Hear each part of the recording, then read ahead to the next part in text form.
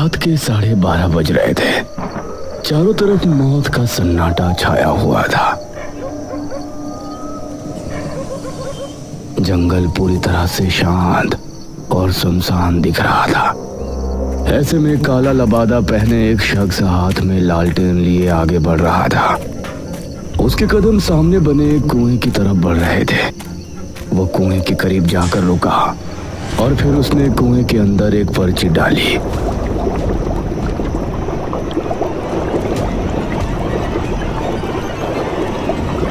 उसने जलता हुआ लालटेन भी कुएं में फेंक दिया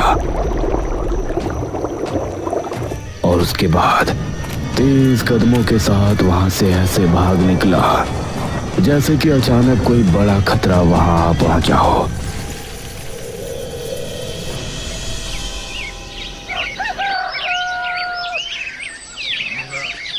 अगली शाम इसी गांव में रहने वाली एक औरत कल्याणी अपने आंगन में बैठी हुई थी। उसकी बहू आंगन में झाड़ू लगा रही थी। अरे ओ सुस्त मुर्गी, कब तक तू उसी कोने में लगी रहेगी? अब आगे बढ़कर यहाँ की भी झाड़ू लगा दे। ये सुनकर घूंघट वाली बहू चारपाई के पास आई और वहां से झाड़ू लगाने लगी और उसकी सास कल्याणी उसे देखकर मुस्कुराने लगी। उसके बाद एक के बाद एक काम वो बहू को बताती जा रही थी और बहू भी बेचारी काम करती जा रही थी। कल्याणी इसी तरह से अपनी बहू पर अत्याचार करती थी और बहू बेचारी अपने घर को बसाने के लिए उसकी हर एक बात माना करती। रात के समय कल्याणी अपने कमरे में सो रही थी। तभी उसके चेहरे पर पानी की धारा छपाक से पड़ी। अरे कौन है? इतनी रात में इतना गंदा मजाक? कल्याणी ने उठकर देखा तो उसके आसपास कोई नहीं था। उसने देखा कि आंगन में घर के बाहर से पानी बहता आ रहा है। अरे पानी कहाँ से बहता हुआ आ रहा है? ऐसे तो पूरे बरामदे में कीचड़ हो जाएगी। पानी कहाँ से आ रहा है ये देखने के लिए वो घर से निकली और पानी की लहर जिस तरफ से आ रही थी उसके साथ साथ आगे बढ़ गई। उसने कुछ कदम चलने पर ही देख लिया कि पानी की लहर जंगल की तरफ से आ रही है। तो ना जाने क्यों वो डर गई। हे भगवान! ना जाने उसे किस बात का डर हुआ। वो भागने के लिए घर की तरफ मुड़ी, लेकिन तभी किसी अदृश्य शक्ति ने उसका पैर खींचा। कोई मुझे बचाओ! कल्याणी कुएं पर पहुंची और पूरी तरह से कुएं के अंदर समा गई।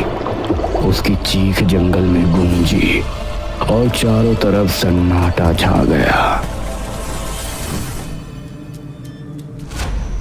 मेरा नाम रोहन है। मैं मेरे परिवार के साथ चांदीपुर गांव में रहता था। हमारा गांव बहुत ही सुंदर था।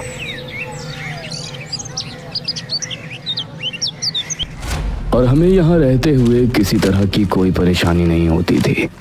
मेरे दादा और दादी सरूरपुर गांव में रहते थे और वो हर महीने मुझसे मिलने आया करते थे। दादाजी, दादी जी,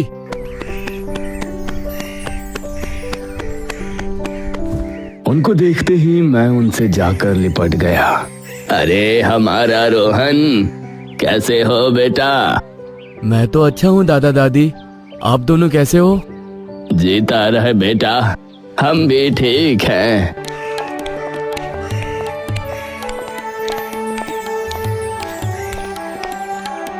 उन्होंने काफी देर तक मुझसे और मम्मी पापा से बात की और मैंने इस बार भी उनसे वही सवाल किया जो मैं हर बार उनसे किया करता था। दादाजी, मैं आपसे हर बार आपके गांव चलने की बात करता हूँ, लेकिन आप मुझे लेकर नहीं जाते हैं। लेकिन आज आपका कोई बहाना नहीं चलेगा। ये सुनकर दादा और दादी दोनों के चेहरे पर गंभीरता के भाव नजर आए और दादा बोले, ठीक है रोहन बेटा, इस बार तो नहीं, लेकिन अगली बार जब हम तुमसे मिलने आएंगे तो तुमको अपने गांव लेकर चलेंगे। दादाजी, अब फिर से? अरे रोहन बेटा, परेशान मत हो।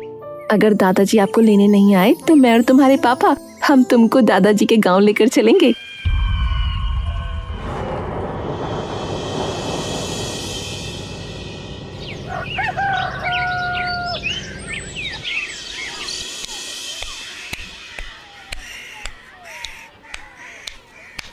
अगले महीने दादा मुझे लेने आए।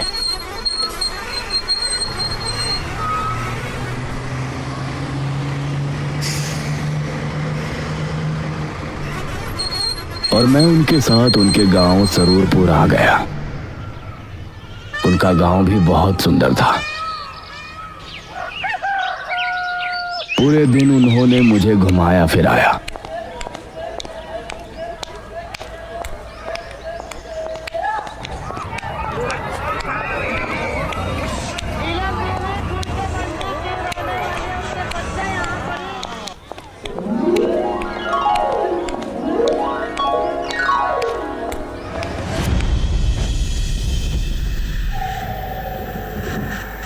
और शाम के समय दादाजी, आपने मुझे गांव तो घुमा दिया, लेकिन जंगल तो दिखाया ही नहीं। मुझे जंगल भी ले चलिए ना। जंगल का नाम सुनकर दादा दादी के चेहरे का रंग उड़ सा गया और दादा बोले, अब बेटा, जंगल का क्या देखना? जंगल तो हर एक गांव का एक जैसा ही होता है। पेड़ पौधे, झाड़ियाँ, वो तो ठीक वैसा ही है जैसा तुम्हारे गांव का जंगल है। दादा मुझे जंगल ले जाने से मना क्यों कर रहे थे, ये बात मुझे समझ नहीं आ रही थी।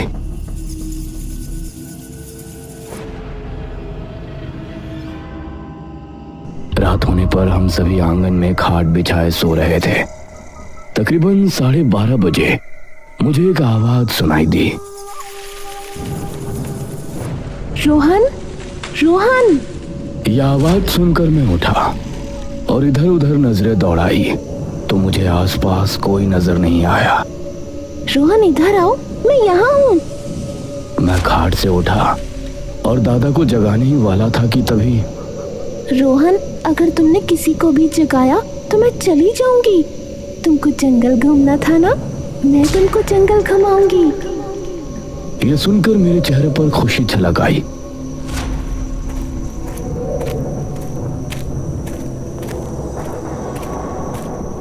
रोहन, तुम मेरी आवाज का पीछा करते हुए यहाँ तक आ सकते हो। मैं जंगल की तरफ हूँ। मैं उस आवाज का पीछा करता हुआ जंगल की तरफ रवाना हो गया, लेकिन मैं जितना आगे बढ़ता वो आवाज भी दूर होती जा रही थी। आओ रोहन, तुम मेरे बहुत करीब हो। मैं जंगल के बेहद करीब था। तभी किसी ने मेरे कंधे पर पीछे से हाथ रखा। रोहन, यहाँ क्या कर रहे हो? दादाजी, वो मैं। चलो घर चलो, इतनी रात में यहाँ घूम रहे हो, तुमको डर नहीं लगता? दादाजी फिर से मुझे घर ले गए।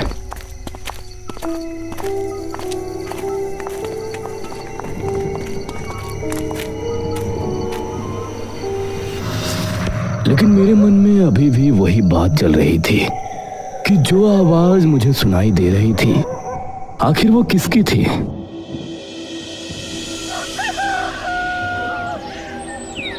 अगले दिन शाम होने पर मैंने एक चाल चली। दादाजी, मैं खेलने के लिए गांव के मैदान में जा रहा हूँ। अरे बेटा, थोड़ी देर रुको, मैं भी तुम्हारे साथ चलता हूँ। दादाजी, आप मुझे मैदान में तो जाने दीजिए। मैं बहुत बोर हो रहा हूँ। मैं बच्चों के साथ खेलना चाहता हूँ। आपको जब आना हो तब आ जाना। मैं मैदान का बहाना करके वहां से निकला।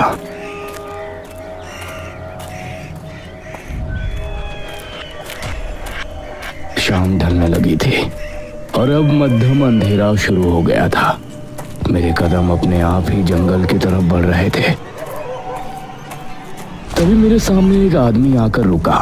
अरे, तुम तो मोहन के पोते हो ना? जी काका, आप कौन? मैं तुम्हारे दादा का दोस्त हूँ। तुम यहाँ क्या कर रहे हो? काका जी, मुझे जंगल में घूमने का मन था। आप मुझे जंगल घुमा लाइए ना। जंगल में घूमना तुम्हारे लिए ठीक नहीं है। वहाँ एक कुआं है। कुआं है? लेकिन कुआं तो हमारे गांव में भी है। उससे खतरे की क्या बात है? हमारे गांव का कुआं कोई आम कुआं नहीं है। उसके पास तो मुझ जैसे बूढ़े और गांव के जवान भी जाने की हिम्मत नहीं करते। लेकिन ऐसा क्यों काका? वो सब तुम मत सोचो बेटा, बस इतना समझ लो और जंगल में जाने का विचार छोड़ दो। और ठीक है काका। चलो मैं तुमको घर छोड़ देता हूँ।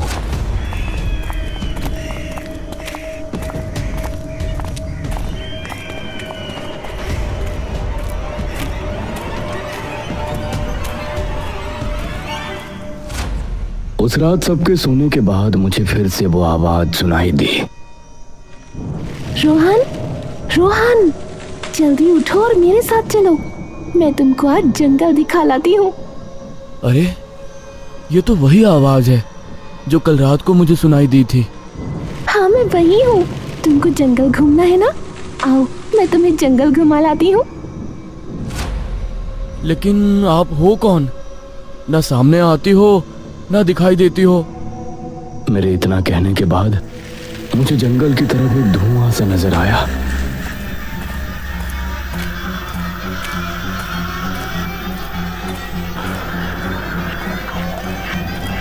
कुछ कदम बढ़ाने के बाद मुझे धुएं के अंदर एक धुंधला अक्स नजर आ रहा था, जिससे समझ आ रहा था कि वो कोई औरत है जिसने काली साड़ी पहनी हुई है। रोहन, तुमको पहले भी समझाया गया है ना कि जंगल की तरफ जाना ठीक नहीं है।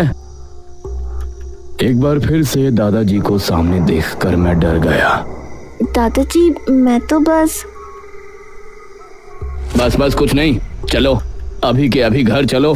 दादाजी फिर से मुझे घर ले आए।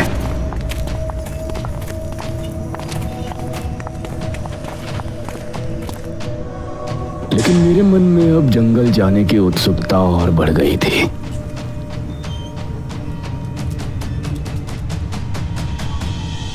दादाजी के घर के पास ही एक वैद्य जी रहते थे। सुबह सुबह एक गुहार से हम सभी की आंखें खुल गई। वैद्य जी, मेरे पति को बचा लीजिए, वरना मैं भी मर जाऊंगी।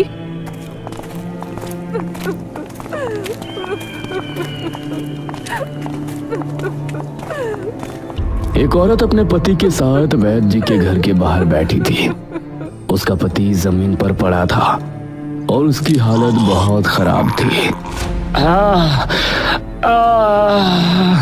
अरे क्या हुआ इसको? इनको खून की उल्टियां हो रही हैं वैद्य जी, कल से कई हो चुकी हैं। इसे जल्दी अंदर लेकर जाओ। मेरे दादा और गांव के एक आदमी ने आगे बढ़कर उसके पति को सहारा दिया और उसे वैद्य जी के घर के अंदर ले गए। मैं भी उनके पीछे घर के अंदर पहुंच गया। ये इसके साथ कब से हो रहा है? वैद्य जी, कल सुबह से ही इनके साथ ये हो रहा है। जब से अब तक न जाने कितनी उल्टियां कर चुके हैं। घबराओ नहीं, मैं इसकी दवा कर देता हूँ। वैद्य ने काफी समय लगाकर उसके लिए दवा बनाई। ये लो रमेश, इसे खा लो।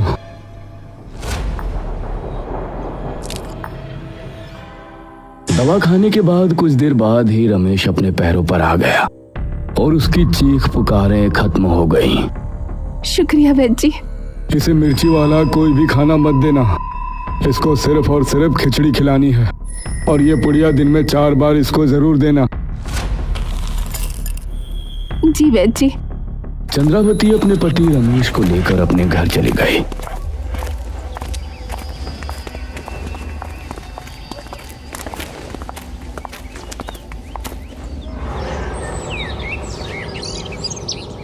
दोपहर के तकरीबन 4 बजे के समय फिर से वो औरत अपने पति को लेकर वैद्य जी के पास आई। देखिए ना वैद्य जी, इनको फिर से उल्टियां आई हैं। ये कैसे हो सकता है? जो दवा मैंने बनाकर दी है वो तो सबसे ज्यादा कारगर है। ऐसा नहीं हो सकता। तुमने इसे दवाई दी थी कि नहीं? रमेश जमीन पर गिरकर तड़पने लगा और उसकी आंखें लाल लाल चमक उठी। अरे बाप रे, ये इसे क्या हो रहा है? अब वैद्य जी भी उसकी तबीयत देखकर हैरान रह गए थे। वैद्य जी, कुछ कीजिए ना। माफ करना, मुझे कुछ समझ में नहीं आ रहा कि इसे कौन सी मर्ज है। इसे अब कोई नहीं बचा सकता। वैद्य जी की बात सुनकर उसकी पत्नी क्रोधित हो गई। वैद्य, तू कहता है कि मेरे पति को अब कोई नहीं बचा पाएगा? तो देखना, मेरे रमेश जिंदा रहेंगे और मैं इनको बचा कर ही रहूंगी।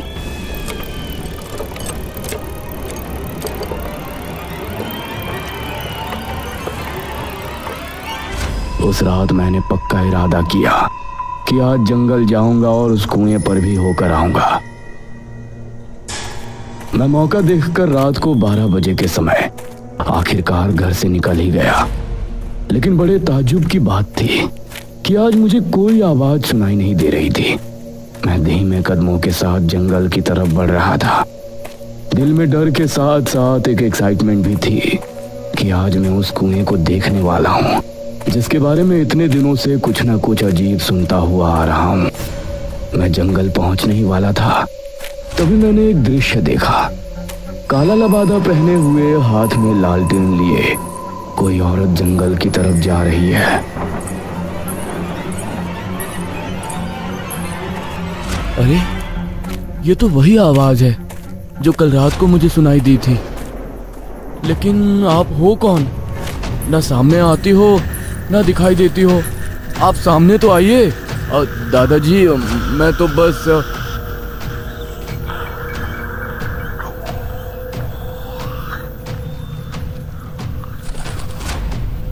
वो उस कुएं के पास जाकर रुक गई। मैं पहली बार उस कुएं को देख रहा था। उस कुएं के आसपास का वातावरण बहुत ही अलग था। यहाँ गर्मी के मौसम में भी बहुत ठंड थी। सही में हमारे गांव के कुएं के पास जिस तरह की शांति और सुकून महसूस होता था, इस कुएं के पास अजीब सा सन्नाटा महसूस हो रहा था। उस औरत ने कुएं की पटरी पर लालटेन रखा और उसके बाद अपने दूसरे हाथ में पकड़ा एक चश्मा, जो कि नजर का चश्मा लग रहा था। उस चश्मे को उसने कुएं में फेंक दिया। बाद उसने लालटेन भी कुएं में फेंक दिया और फिर तेज रफ्तार के साथ वहां से भाग निकली। उसको भागता हुआ देखकर अब मुझे भी कुछ समझ में नहीं आया। मेरे भी दिल में अजीब सा डर बैठ गया था और अब मैं भी घर की तरफ भाग रहा था। कुछ ही देर में मैं घर पहुंचा। मेरी सांसें बुरी तरह से फूली हुई थी। कुछ भी समझ में नहीं आ रहा था। तभी दादाजी खांसने लगे।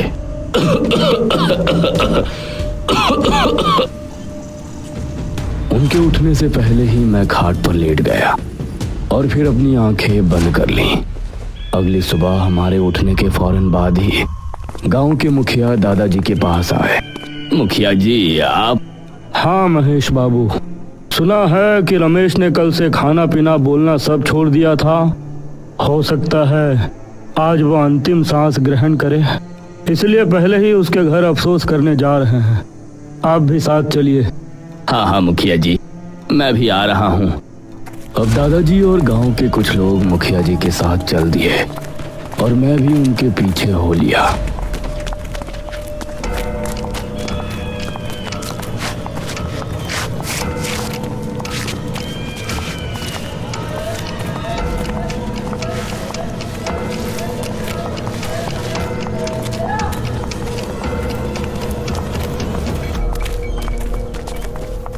सभी रमेश के घर पहुंचे तो उन्होंने पाया कि रमेश अपनी पत्नी के साथ आंगन में बैठा हुआ है और एकदम सही सलामत नजर आ रहा है। अरे रमेश, तुम? जी मुखिया जी, आइए बैठिए। तुम ठीक कैसे हुए? ये सब तो भगवान। बस चुप रहिए। चंद्रावती ने उसकी बात बीच में ही काटते हुए कहा। मैंने कहा था ना कि मेरे रमेश को कुछ नहीं होगा। नतीजा आप देख सकते हैं। यह सुनकर वैद्य जी हैरान रह गए। नहीं, यह नहीं हो सकता। लगातार इतनी खून की उल्टियां करने के बाद कोई भी इंसान कभी नहीं बच सकता। यह असंभव है। तो क्या कहना चाहते हैं आप? यहाँ मेरे पति की आत्मा बैठी है। सरपंच जी, गांव के एक आदमी ने उंगली से रमेश के घर की चौखट की तरफ इशारा किया तो सबने देखा कि उसकी चौखट पर एक मटकी लटकी हुई है। ये क्या? उस मटकी को देखकर मुखिया और मेरे दादाजी समेत सभी गांव के लोग हैरान रह गए। ये तुमने बिल्कुल भी ठीक नहीं किया चंद्रावती, बिल्कुल भी ठीक नहीं किया। मेरे पति के बचने पर मुझे धन्यवाद देने की जगह आप लोग ये कह रहे हैं कि मैंने ठीक नहीं किया। चंद्रावती की बात से मैं भी सहमत था। भला उस औरत के पति के जिंदा बचने की खबर से सभी गांव वाले हैरान क्यों थे? मुखिया ने सबसे ना जाने क्या कहा। उस दिन से शाम होते ही गांव पूरी तरह से खाली हो जाता। सभी ने शाम में घर से निकलना भी बंद कर दिया और गांव के कुछ लोग हाथ में हल्दी की गांठें लिए हुए गांव की गलियों में घूमते और कोई बाहर दिख जाता तो उसे उसके घर छोड़कर आते।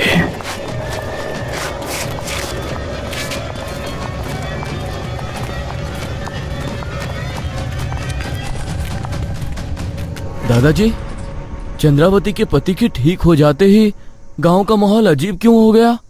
क्यों लोग इस तरह से डरकर घरों में रहने लगे हैं? मुझे कुछ समझ में नहीं आ रहा। बेटा रोहन, तुम मुझसे वादा करो कि तुम इस बारे में कोई सवाल नहीं करोगे। तुम कभी भी जंगल में जाने की सोचोगे भी नहीं। जी दादाजी। मैंने दादाजी की हाँ में हाँ मिला दी, लेकिन अब मेरे मन में कई सवाल उठ रहे थे। कुएं के साथ साथ अब मुझे ये भी जानना था कि वो औरत कौन थी और इस तरह गांव के लोग चंद्रावती को किस बात का दोषी मान रहे थे। रोहन, रोहन, मेरे पास आओ, मैं आज तुमको जंगल घुमा लाती हूँ। रोहन, रोहन, मेरे पास आओ, मैं आज तुमको जंगल घुमा लाती हूँ।